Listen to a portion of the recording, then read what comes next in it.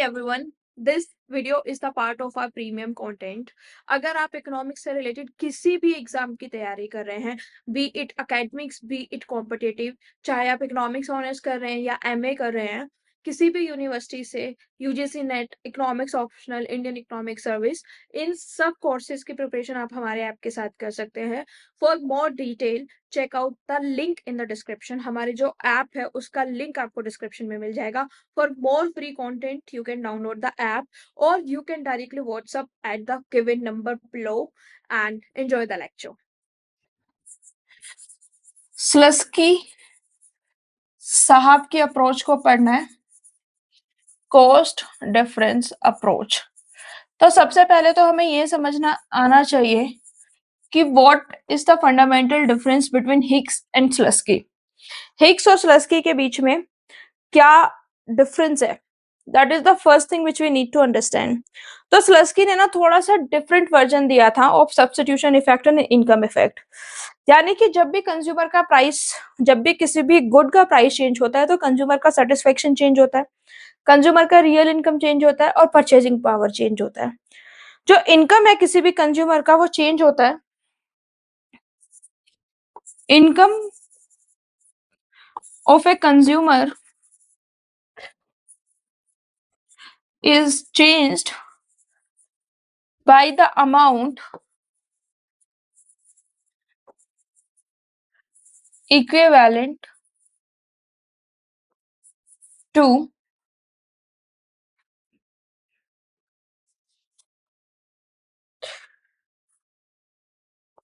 change in its purchasing power. तो basically हम क्या कह रहे हैं कि किसी भी गुड का प्राइस जो है वो चेंज हुआ, प्राइस चेंज होता है तो हमारी रियल इनकम चेंज होती है, रियल इनकम चेंज होती है तो हमारी परचेजिंग पावर चेंज होती है. ठीक है, परचेजिंग पावर जब हमारी चेंज हुई तो after getting change in purchasing power हमारी रियल इनकम उतनी ही चेंज होगी जितनी हमारी परचेजिंग पावर चेंज होगी. अब हमें ये पता लगाना है कि हमारी रियल इनकम कितनी चेंज हुई है, या फिर हमको अपनी रियल इनकम कितनी चेंज करनी पड़ेगी. अगर हम वो समझना चाहते हैं तो हम कैसे समझेंगे. देखिए, हिक्स की अगर हम बात करें तो हिक्स ने बोला था कि हम रियल इनकम को ऑफसेट करेंगे. और कितना ऑफसेट करेंगे, रियल इनकम को हम इतना ऑफसेट करेंगे कि जो कंज्यूमर है वो ओरिजिनल लेवल ऑफ यूटिलिटी पे पहुंच जाए. ठीक है, ओरिजिनल लेवल ऑफ यूटिलिटी यानी कि सेम आईसी पर हम वापस पहुंच रहे थे. अगर मैं फटाफट ड्रॉ करके दिखाऊं हिक्स का, ठीक है. So this is budget line, ये मेरा इनिशियल इक्विलिब्रियम था. कोई लेबलिंग नहीं कर रही, मैं फटाफट करके दिखा रही हूँ. प्राइस ऑफ गुड एक्स कम हुआ, प्राइस ऑफ गुड एक्स कम होने की वजह से मेरी जो बजट लाइन थी वो थोड़ी सी स्टीपर हुई. और जो मेरी बजट लाइन स्टीपर हुई तो क्या हुआ बेटा, फर्दर शिफ्ट हो गया. ठीक है, मेरी बजट लाइन रोटेट हो गई और अब मैं इतना एक्स को कंज्यूम कर पा रही हूँ. ठीक है,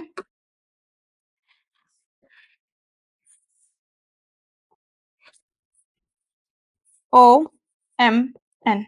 ठीक है, इतना मैंने कंज्यूम करना शुरू किया. मैंने क्या बताया था हिक्स की अप्रोच में कि हम कॉम्पनसेटिंग जो है वेरिएशन लेकर आएंगे, यानी कि हम कंज्यूमर की जो भी रियल इनकम बढ़ी है उसको हम वापस ले लेंगे और इस तरीके से वापस लेंगे कि जो कंज्यूमर है उसका जो यूटिलिटी है वो सेम रहे. कंज्यूमर का यूटिलिटी वुड बी सेम. तो सेम कैसे रहेगा कि हम इसको पैरेलली शिफ्ट करेंगे बजट लाइन को. ठीक है, I think this is the parallel shift. हमने पैरेलल शिफ्ट किया और जो सेम हमारी बजट लाइन थी वो आईसी पे कहीं और टच कर रही थी. ठीक है,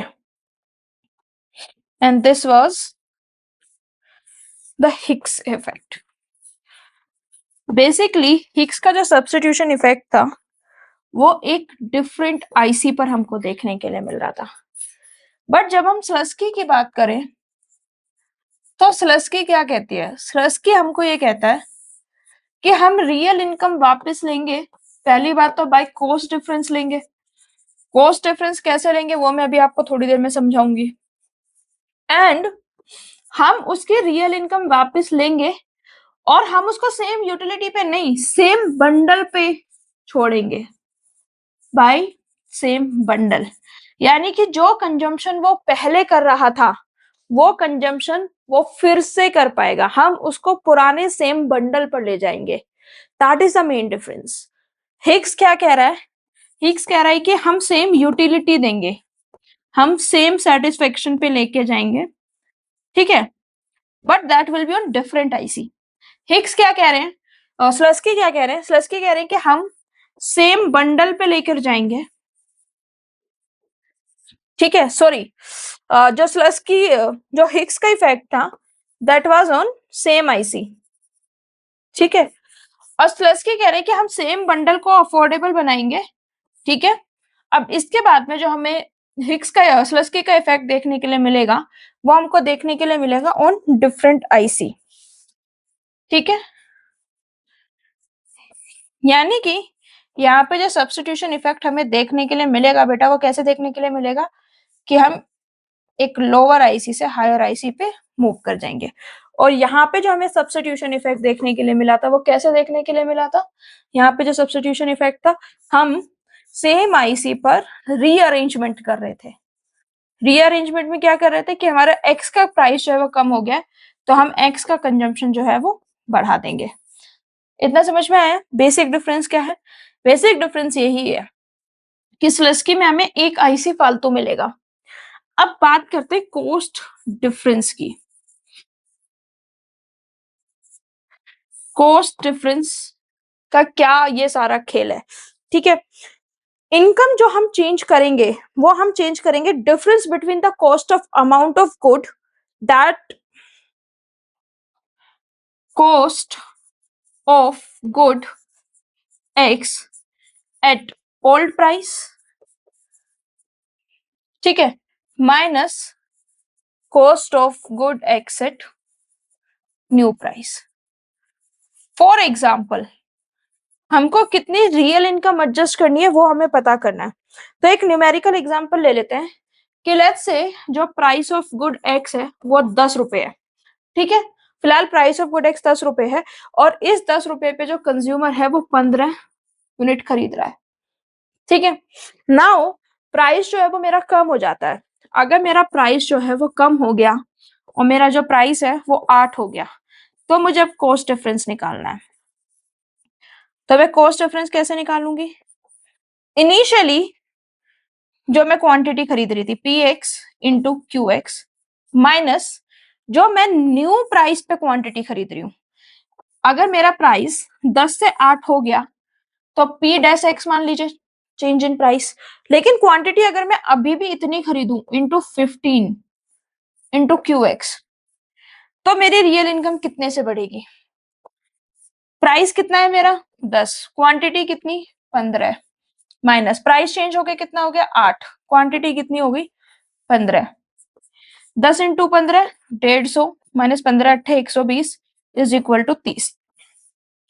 ये जो 30 रुपए है ना ये मेरे पास अब फालतू बच गए, ठीक है। This will be cost difference. Cost difference की मैं भी आपको डेरिवेशन भी बता दूंगी बट फिलहाल एक सिंपल से एग्जांपल से समझिए कि मैं जितना ओरिजिनल प्राइस पे खरीद रही थी क्वांटिटी अगर मैं उतनी ही क्वांटिटी चेंज प्राइस पे खरीदूं और दोनों को डिफरेंस कर दूं तो वो मेरा कॉस्ट डिफरेंस आ जाएगा। मैंने यहाँ पे क्या किया? मैंने यहाँ पे सेम ही दो चीज की है।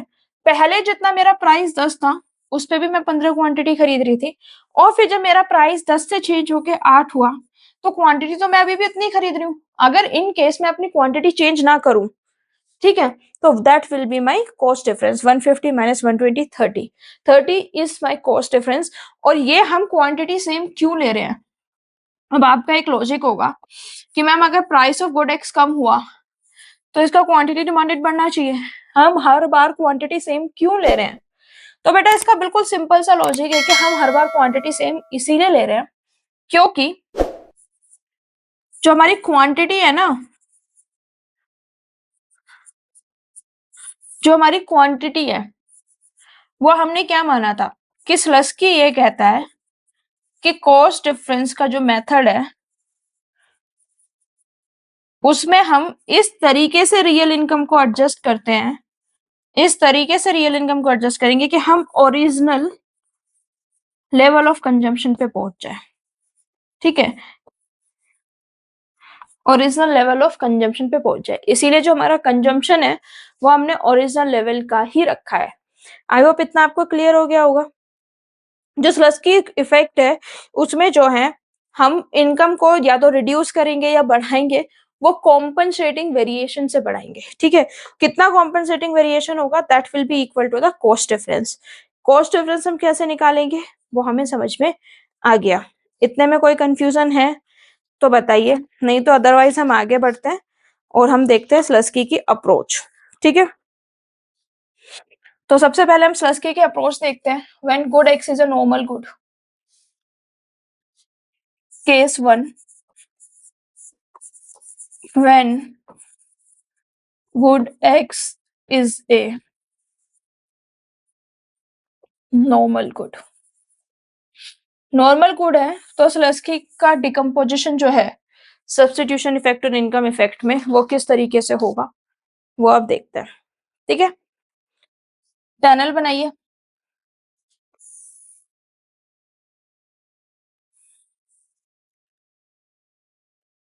ओ गुड वाई गुड एक्स, ठीक है, ये गुड एक्स हो गया, गुड वाई हो गया। Let's say this is my budget line. ठीक है, ये मेरी बजट लाइन हो गई। अब इस बजट लाइन पे this is my equilibrium even. ठीक है, मैंने माना इवन मेरा इक्विलिब्रियम हो गया और इस पे मैं कितना कंज्यूम कर रही हूँ, x A amount of good को मैं कंज्यूम कर रही हूँ। ठीक है, now if price of good x comes down तो मेरी बजट लाइन स्टीपर हो जाएगी। प्राइस ऑफ गुड एक्स कम हो गया तो मेरी बजट लाइन जो है वो स्टीपर हो जाएगी। कैसे स्टीपर हो जाएगी कि वो रोटेट हो जाएगी and I will have more of X. ठीक है,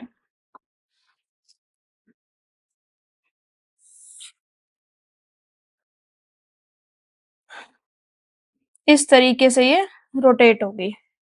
ठीक है, नाउ अगर इस तरीके से मेरा रोटेशन हुआ है, this will be my new equilibrium. ये मेरा न्यू इक्विलिब्रियम हो गया और लेट्स से इस इक्विलिब्रियम को हमने नाम दिया E2 और XB। ठीक है, बेसिकली हमने क्या देखा कि इनिशियल हमारा जो इक्विलिब्रियम था वो इवन था और जो मेरा इवन इक्विलिब्रियम था उस पे मैं एक्स अमाउंट ऑफ एक्स को कंज्यूम कर रही थी and even x amount of y को कंज्यूम कर रही थी, ए बी। ठीक है, फिर रोटेट होके वो एसी हो गई। प्राइस ऑफ गुड एक्स कम हुआ, प्राइस ऑफ गुड एक्स कम हुआ तो जब भी किसी प्राइस कम होता है किसी भी क्वांटिटी का, किसी भी कमोडिटी का, तो मेरा जो बजट लाइन है वो रोटेट हो जाता है। तो मेरा बजट लाइन रोटेट होके एबी से एसी हो गया और मेरे को नया इक्विलिब्रियम मिला E1 E2। ठीक है, तो ये जो E1 E2 है this is my price effect. ठीक है, और अगर मैं ये बात करूं दिस एक्स से x b is my price effect. अब मेरे को डिकम्पोज करना है प्राइस इफेक्ट को। I have to decompose price effect into substitution effect and income effect. Substitution effect और इनकम इफेक्ट में मैं डिकम्पोज करूंगी प्राइस इफेक्ट को। तो मैंने क्या बोला था, सबसे पहले मेरे को रियल इनकम जो है वो कांस्टेंट माननी है। ठीक है, तो रियल इनकम मेरे को कांस्टेंट रखनी है। तो मैंने क्या बताया था कि अगर मेरा प्राइस ऑफ गुड एक्स बढ़ा है तो मेरी sorry price of good x अगर मेरा कम हुआ है तो इसका मतलब मेरी रियल इनकम बढ़ी है। इसको अगर मुझे कांस्टेंट करना है तो मैं क्या करूंगी, रियल इनकम वापस कर दूंगी। और क्योंकि ये कॉस्ट डिफरेंस का अप्रोच है, तो कॉस्ट डिफरेंस के अप्रोच में क्या करना है बेटा हमको? कॉस्ट डिफरेंस के अप्रोच में हमको सिंपली उसको कॉस्ट डिफरेंस के इक्वल अमाउंट से वापस कर देना है। और क्योंकि स्लस्की ने बोला था कि हम उसको ओरिजिनल बंडल पे लेके जाएंगे, तो ओरिजिनल बंडल क्या है हमारा? E1। तो जो हम AC को पैरेलल शिफ्ट करेंगे वो E1 से पास होगा। देखो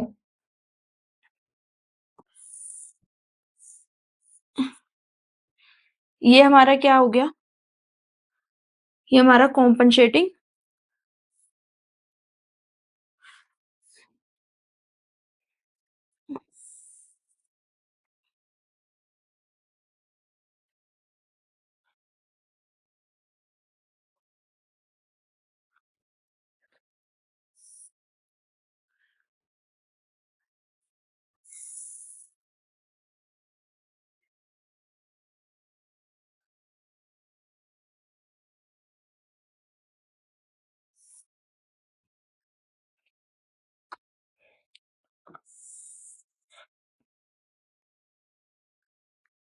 ठीक है।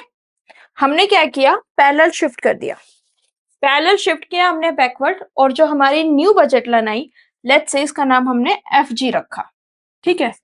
तो जो मेरा ओरिजिनल बंडल है दैट इज नाउ अफोर्डेबल। स्लस्की क्या कहता था? स्लस्की कहता था कि हम इस तरीके से रियल इनकम को वापस करेंगे कि जो कंज्यूमर है वो अपना ओरिजिनल बंडल पे पहुंच सकता है अगर चाहे तो।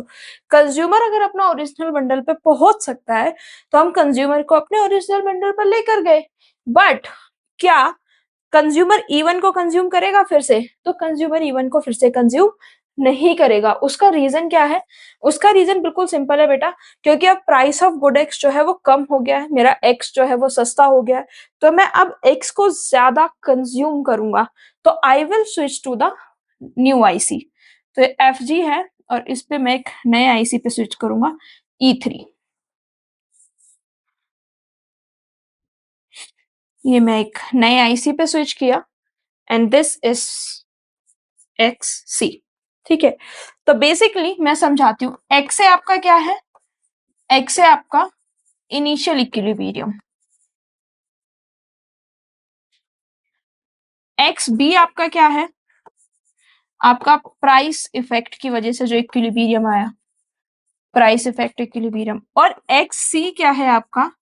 जब आपने कॉस्ट डिफरेंस लगाया, ठीक है, रियल इनकम को कांस्टेंट कर दिया। अगर आपने रियल इनकम को कांस्टेंट किया, ठीक है, रियल इनकम को कांस्टेंट किया, रियल इनकम को कांस्टेंट करने का मतलब है कि आपका केवल रिलेटिव प्राइस चेंज हुआ। रिलेटिव प्राइस चेंज होने का क्या मतलब है कि पहले अगर मेरा PX था तो अब वो चेंज होके P-X हो गया। ठीक है, रिलेटिव प्राइस चेंज हो गया।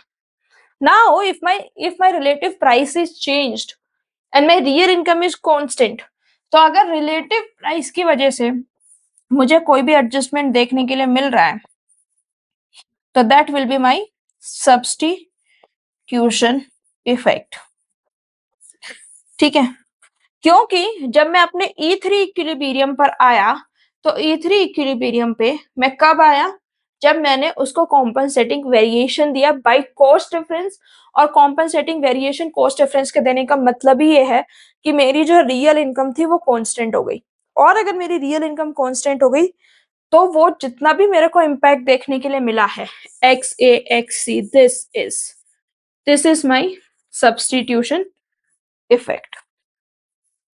Why it is substitution effect? क्योंकि ये कॉम्पनसेटिंग वेरिएशन की वजह से आया है, जो कि कॉस्ट डिफरेंस का कॉम्पनसेटिंग वेरिएशन था। और जब हमने कॉस्ट डिफरेंस का कॉम्पनसेटिंग वेरिएशन निकाला था, तो first thing we did is we kept real income constant.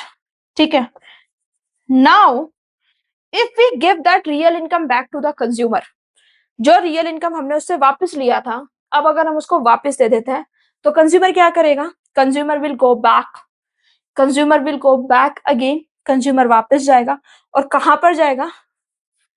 जो उसकी FG बजट लाइन थी, अब हमने उसकी इनकम जो है वो वापस कर दी, तो मेरी बजट लाइन जो है वो पैरेलल शिफ्ट हो जाएगी और मेरी जो बजट लाइन है वो क्या हो जाएगी, AC, ठीक है। और AC पे again I will reach at equilibrium E2। तो ये जो मेरा इस पॉइंट से E3 पॉइंट से E2 पर मैं पहुंच रही हूँ, this is because of change in income. मैंने रियल इनकम वापस दी, इसीलिए मैं पहुंच रही हूँ, and that is why it is my income effect, ठीक है। This is my income effect, ये मेरा इनकम इफेक्ट है। अब देखिए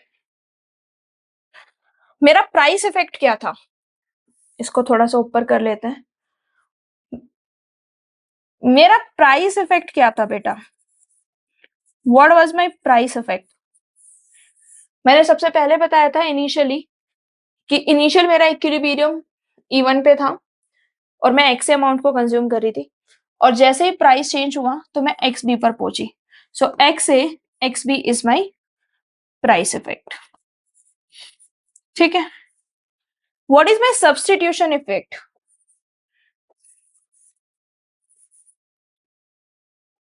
एक्स ए, पहले मैं एक्स ए का कंज्यूम कर रही थी on budget line f g और बजट लाइन ए बी, ठीक है। ए बी पे मैं E1 कंजम्पशन को कंज्यूम कर रही थी, E1 बंडल को कंज्यूम कर रही थी, और जब मैंने E1 बंडल को कंज्यूम किया तो कॉम्पनसेटिंग वेरिएशन के थ्रू जब मैंने FG अपनी एक पैरेलल बजट लाइन बनाई by keeping real income constant, मेरा जो कंजम्पशन था वो E1 से E3 पे शिफ्ट हो गया, ठीक है।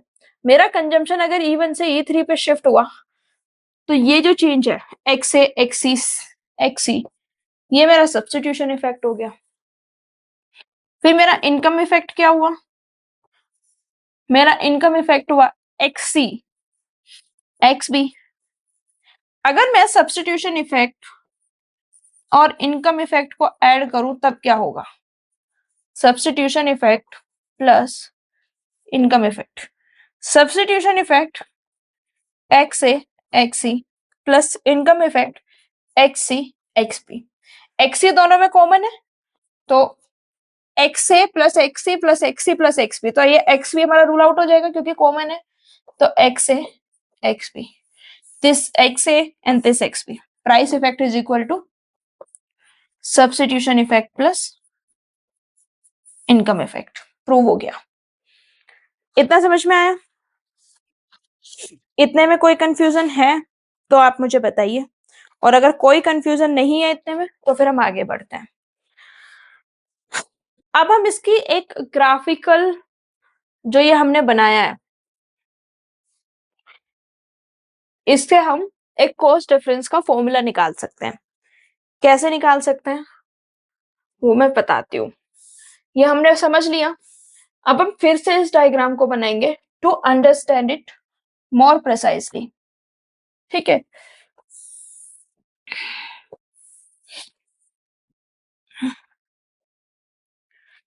this is this is code X, no this is code Y, this is code X, ठीक है। Let's draw a budget line. हमने बजट लाइन बनाई, इस बजट लाइन की इक्वेशन क्या है, px into x plus px into y is equal to है। इस चीज में किसी को कोई कंफ्यूजन है कि ए बी की ये बजट लाइन की ये इक्वेशन क्यों है, इस चीज पे किसी को कोई कंफ्यूजन है तो आप मुझे बताइए, ठीक है। समझ में आ गया इतना।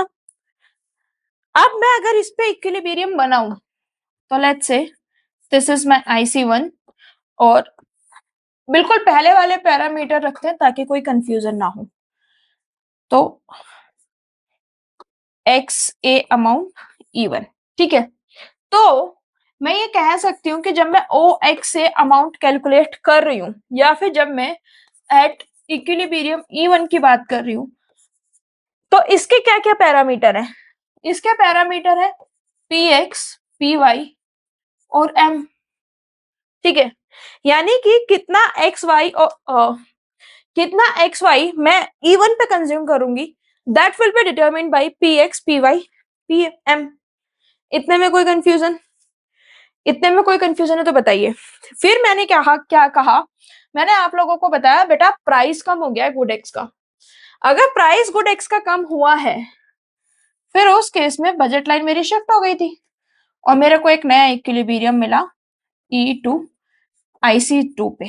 ठीक है, ये जो मेरा न्यू इक्विलिब्रियम था that is at x b. ठीक है, तो at E2 due to price effect I got a new equilibrium that is OXB। अब OXB मुझे किस चीज पे मिल रहा है? OXB जो है वो किस पैरामीटर पे मिल रहा है? देखिए price of good x change हो गया है तो क्या हो गया? P dash x. Price of Y change है और M सेम है। ठीक है, इसके बाद में मैंने ये बोला कि हमको कॉम्पनसेटिंग वेरिएशन देना है, कॉस्ट डिफरेंस है, और हमको कॉम्पनसेटिंग वेरिएशन ऐसे दे रहा है कि हमारा जो ओरिजिनल बंडल है वो भी अफोर्डेबल हो। ठीक है,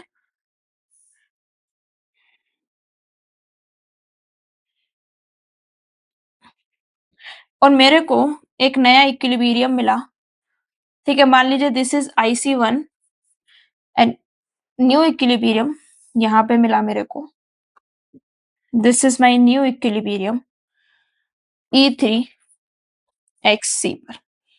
ठीक है, एट E3 मेरे को न्यू इक्विलिब्रियम मिला OXC पर, और इसके क्या पैरामीटर है?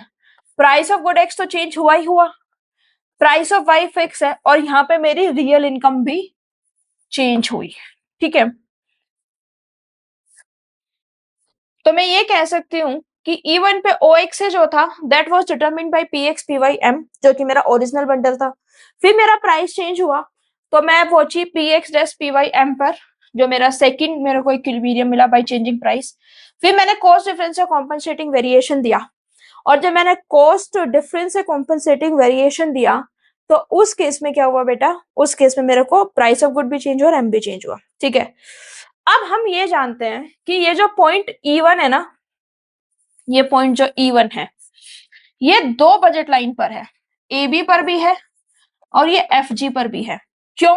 क्योंकि मैंने आपको क्या बताया था, स्लस्की का मेन डिफरेंस क्या था हिग्स से? स्लस्की का मेन ये था कि हम ओरिजिनल बंडल पर लेकर जाएंगे। तो ये जो मेरा AB का इनिशियल इक्विलिब्रियम पॉइंट था E1, उससे FG पास हो रहा है। तो जो मेरा पॉइंट E1 है वो दो बजट लाइन पर है, वो AB पर भी है और वो FG पे भी है, और जो AB का कंजम्पशन बंडल है दैट इज XA। ठीक है, X कितना कंज्यूम हो रहा है? OXA amount, this is my consumption of X, इतना X कंज्यूम हो रहा है, और इस पे Y कितना कंज्यूम हो रहा है? E1 XA। देखिए हम ऐसे ड्रॉ करके फिर इधर लिख के Y लिख के सीधा सीधा हम यहाँ से भी लिख सकते हैं, Y कितना कंज्यूम कर रही हूं मैं? E1 XA। तो ये मेरा कंजम्पशन बंडल आ गया AB पर भी और FG पर भी। इसका मतलब ये है कि अगर ये मेरा सेम बजट लाइन पर है, ठीक है बेटा, जो कंजम्पशन बंडल है good x and good y का, मैंने क्या बोला कि जो पॉइंट मेरा E1 है वो दोनों बजट लाइन पर है, AB पर भी और FG पर भी है। अगर वो AB और FG दोनों पर है तो इसका मतलब वो इस पर भी अफोर्डेबल है, वो इस पर भी अफोर्डेबल है, और वो इस पर भी अफोर्डेबल है। इतनी बात आपको समझ में आई कि वो अगर मैं सेम पॉइंट की बात करूं तो मैं उसको PX PY M पर भी अफोर्ड कर सकता हूं, और मैं PX PY M पर भी अफोर्ड कर सकता हूं। अगर मैं इसको ग्राफिकली दिखाऊं तो मैं चाहूं तो अपना इक्विलिब्रियम यहां भी रख सकती हूँ, क्योंकि इवन एट जो मेरी FG है, जो मेरी कॉम्पनसेटेड बजट लाइन है, कॉम्पनसेटेड बजट लाइन भी E1 पे टेंजेंट हो रही है मेरी, E1 से पास हो रही है मेरी, तो मैं दोनों पे उसको मैं क्या कर सकती हूँ? अफोर्ड कर सकती हूँ। तो मेरी जो OXA पर बजट लाइन थी वो क्या थी? PX X plus PX Y is equal to M। ठीक है, नाउ OXC जो है चेंज कीजिए, P dash X X plus P Y is equal to M dash. मैंने क्या किया? बहुत सिंपल सी चीज है, अगर बंडल दोनों बजट लाइन पे अफोर्डेबल है तो मैंने उनके जो पैरामीटर्स थे उनको रिप्लेस कर दिया, तो ये मेरी इक्वेशन बन के आई। This is equation 1, this is equation 2। Equation 1 में से इक्वेशन 2 को हटा दीजिए, P x x plus P X Y minus P dash X minus P Y Y is equal to M minus M dash. कीजिए subtract, कैसे करेंगे? ये P Y है, बार बार कंफ्यूजन हो रहा है, ठीक है। P x x, p x x minus P dash x x plus p Y y minus P Y Y is equal to M minus M dash. ये कैंसिल आउट हो जाएगा, same equation हो गई। यहां से अगर हम x को कॉमन ले लें तो अंदर क्या बचा, p x minus P dash x is equal to M minus M dash. ठीक है, इतने में कोई confusion? P x minus p x, ये क्या है? पहले हमारा प्राइस पी एक्स था और दूसरी बार में हमारा प्राइस क्या हो गया, चेंज हो गया, पी एक्स हो गया। P x minus P dash X हमको बता रहा है change in price of X, change in price of X. ठीक है, change in price of X, तो change in price of x को हम डेल्टा पी एक्स लिख सकते हैं, बिल्कुल लिख सकते हैं, delta p x. M minus M dash क्या बना रहा है, बता रहा है चेंज इन इनकम, तो इसको हम इस तरीके से लिख सकते हैं, delta m is equal to x delta p x. ये क्या है मेरा, स्लस्की का कॉस्ट डिफरेंस का फॉर्मूला, स्लस्की का कॉस्ट डिफरेंस का फॉर्मूला है ये बेटा। अब क्योंकि ये स्लस्की का कॉस्ट डिफरेंस का फॉर्मूला है तो मैं इसको प्रूव करके भी बता देती हूँ।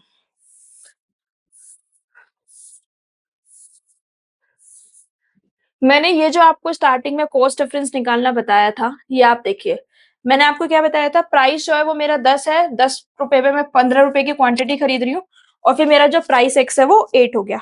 अब मैं इसमें जो कॉस्ट डिफरेंस है या जो मैं चेंज इन इनकम है वो मैं डायरेक्ट भी निकाल सकती हूँ, delta m change in m is equal to x delta p x. X कितना है मेरा, क्वांटिटी 15, प्राइस में कितना चेंज आ रहा है, 10 से 8, 15 दूनी 30, ये मेरा क्या आया था 30। ठीक है, ये मैंने पूरा फॉर्मूला लिख के बताया है, यहाँ पे मैंने इस फॉर्मूले की डेरिवेशन बता दिया। अच्छे से समझ लीजिएगा, कई बार ना एग्जाम में डेरिवेशन आ जाती है एंड आई थिंक इस डेरिवेशन में आपको कोई भी दिक्कत नहीं होगी, बहुत लॉजिकल है। सबसे पहले हमने इनिशियल बजट लाइन की इक्वेशन बनाई और फिर हमने बताया कि जो E1 था वो हमारा 2 बजट लाइन पे अफोर्डेबल हो रहा था, और क्योंकि वो 2 बजट लाइन पे अफोर्डेबल हो रहा था तो हमने उसके पैरामीटर्स को अकॉर्डिंगली चेंज किया, 2 इक्वेशन बनी, इक्वेशन को सब्ट्रैक्ट किया and ultimately we got the Slutsky cost difference formula. Formula भी बोल सकते हैं, कुछ और भी बोल सकते हैं। ठीक है, आप इसको एक तरीका भी बोल सकते हैं, अप्रोच भी बोल सकते हैं निकालने का, but this is a shortcut, आप इससे जल्दी से निकाल सकते हैं। अब इतनी चीज आपको याद रखनी है कि जो डेल्टा एम है और डेल्टा प्राइस है, they will always move in the same direction. इनके बीच में क्या होगा, डायरेक्ट रिलेशन होगा। डायरेक्ट रिलेशन होगा, इस चीज का क्या मतलब है बेटा, इस चीज का सिंपल सा मतलब है कि अगर प्राइस कम हुए तो मेरी रियल इनकम जो है मुझे कम करनी पड़ेगी, और अगर मेरे प्राइस बढ़े तो मेरे को रियल इनकम बढ़ानी पड़ेगी ताकि हम ओरिजिनल लेवल ऑफ बंडल पे कंज्यूम कर पाए। अगर प्राइस ऑफ गुड जो है वो कम होता है तो हमको मनी इनकम कम करनी पड़ेगी ताकि जो ओरिजिनल बंडल है वो अफोर्डेबल हो नए प्राइस रेशो पे। और अगर प्राइस ऑफ गुड जो है, प्राइस बढ़ जाता है किसी गुड का, गुड महंगा हो जाता है, तो हमको मनी इनकम जो है वो बढ़ानी पड़ेगी ताकि जो ओरिजिनल बंडल है वो अफोर्डेबल रहे। ठीक है, इतना समझ में आया? इतने में कोई कंफ्यूजन है तो बताइए। इन्हीं पैरामीटर्स का यूज करके, ये जो सेम पैरामीटर्स मैंने आपको बताए हैं, इन्हीं सेम पैरामीटर का यूज करके आप एक चीज और दिखा सकते हैं, that price effect is equal to substitution effect plus income effect. किस तरीके से निकलेगा? अगेन, प्राइस इफेक्ट को आप चेंज इन प्राइस मान लीजिए, सब्स्टिट्यूशन इफेक्ट को आप चेंज इन प्राइस इफेक्ट का जो एक पार्ट है सब्स्टिट्यूशन इफेक्ट, उसको आप मान लीजिए कि चेंज हो रहा है एक्स में ड्यू टू सब्स्टिट्यूशन इफेक्ट, और इसको आप मान लीजिए n due to income effect change हो रहा है। अब अगर हमें प्राइस इफेक्ट टोटल निकालना है तो हमें पहले सब्स्टिट्यूशन इफेक्ट निकालना है, फिर इनकम इफेक्ट निकालना है। सब्स्टिट्यूशन इफेक्ट निकालिए, इनकम इफेक्ट निकालिए और दोनों को ऐड कर दीजिए। सब्स्टिट्यूशन इफेक्ट कैसे निकलेगा, वापस आइए डायग्राम पे। सब्स्टिट्यूशन इफेक्ट क्या था, this was my substitution effect. E1 से मैं जब E3 पे पहुंच रही थी तो वो मेरा सब्स्टिट्यूशन इफेक्ट था। E1 से E3 पे पहुंचना मेरा सब्स्टिट्यूशन इफेक्ट था। यानी कि अगर मुझे सब्स्टिट्यूशन इफेक्ट निकालना है तो मैं E3 वाले इक्विलिब्रियम में से E1 को हटा दूंगी। इतने में कोई कंफ्यूजन है? E3 वाले इक्विलिब्रियम में से मैं E1 वाले इक्विलिब्रियम को हटा दूंगी। मैं E1 में से E3 क्यों नहीं हटा रही हूँ, क्योंकि E1 मेरा इनिशियल इक्विलिब्रियम है, और जब भी हम चेंज निकालते हैं तो कैसे निकालते हैं, फाइनल माइनस इनिशियल। ठीक है, तो मेरे को फाइनल माइनस इनिशियल निकालना है, यानी कि E3 माइनस E1 निकालना है, या फिर मैं क्या लिख सकती हूँ, मेरे को निकालना है XC minus XA, OXC minus OXA। ठीक है, in short XC minus XA मेरे को निकालना है। समझ में आया? चलो, XC क्या है मेरा, लिखो, what is my XC, PX dash PY M dash. OA क्या है, PX PY PM, PX PY PM M। ठीक है, इनकम इफेक्ट कैसे निकालना था, इनकम इफेक्ट कैसे निकालना था बेटा, बताओ मुझे। इनकम इफेक्ट हम निकाल लेते E3 से E2 जाने पे, यानी कि XB माइनस XC। ठीक है, XB माइनस XC निकालिए। यहां से देखिए XB क्या है मेरा, what is my XB, this is my XB, P dash X PY M minus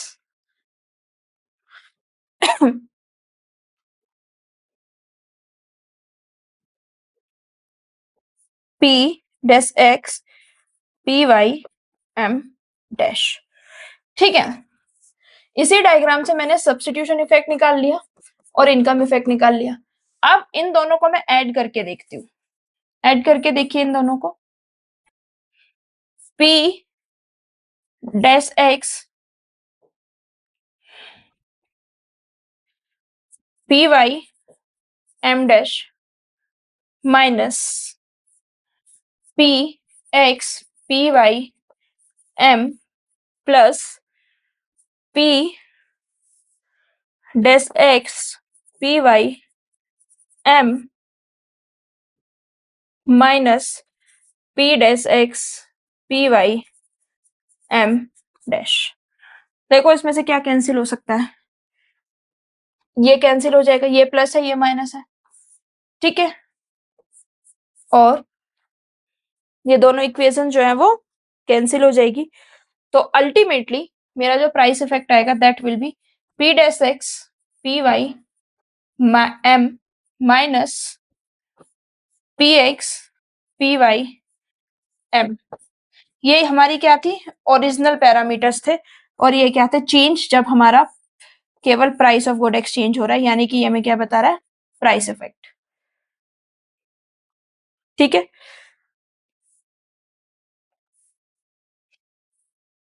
this is our price effect. तो हमने क्या किया था, price effect is equal to substitution effect plus income effect. तो प्राइस इफेक्ट की equation ये आ गई, and this is exactly the equation of price effect. Price effect की भी हमारी क्या इक्वेशन है, ये है। तो हम यहाँ पे प्राइस इफेक्ट की वैल्यू को पुट कर देते हैं, P dash X PY M minus PX PY M is equal to P dash X PY M minus PX PY M। Hence proved it is the identity। ठीक है, तो ये prove हो गया कि price effect is equal to substitution effect plus income effect. ठीक है, और ये क्या आ गई मेरी, ये एक आइडेंटिटी है जिसको हम बोलते हैं स्लस्की आइडेंटिटी। ठीक है, दिस इज स्लस्की आइडेंटिटी। ठीक है, क्योंकि इसमें लेफ्ट हैंड साइड हमेशा राइट हैंड साइड के इक्वल होगी, इसीलिए ये मेरी क्या है, आइडेंटिटी है। आई होप इतना आपको अच्छे से क्लियर हो गया होगा, इतने में आपको कोई भी कंफ्यूजन नहीं होगा। एग्जाम में आपसे कुछ भी पूछ सकते हैं, एग्जाम में आपसे स्लस्की इक्वेशन पूछ सकते हैं, एग्जाम में आपसे स्लस्की का जो कोस्ट डिफरेंस है उसका डेरिवेशन पूछ सकते हैं, एग्जाम में आपसे ये पूछ सकते हैं कि जो स्लस्की की आइडेंटिटी है वो आप मुझे बताइए। ठीक है, that's it for today's lecture guys. I just hope कि आपको आज का वीडियो बहुत अच्छा लगा होगा। अगर आपको वीडियो अच्छा लगा है तो like it, share it, subscribe to the channel. Please subscribe करके जाइए, क्योंकि I have seen in my analytics कि आप लोग वीडियोस देख लेते हैं, सब्सक्राइब नहीं करते हैं। Please make sure to subscribe and hit the notification bell, ताकि नेक्स्ट टाइम जब भी वीडियो अपलोड करूँ वो जल्द से जल्द आपको मिले। I have target of finishing each and every topic of economics. Until next time, I see you again. Keep loving us. Thank you so much.